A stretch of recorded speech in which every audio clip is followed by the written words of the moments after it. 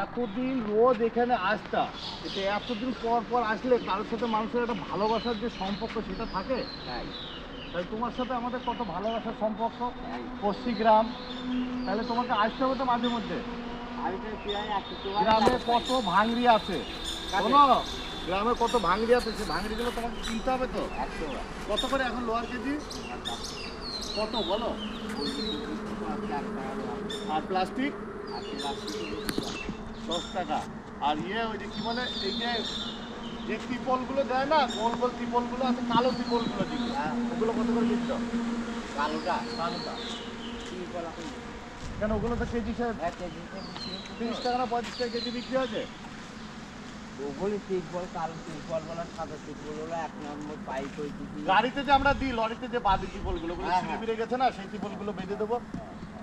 বুঝতে পারছি, ওগুলা বলি বিশ্বাস করবো না, কটা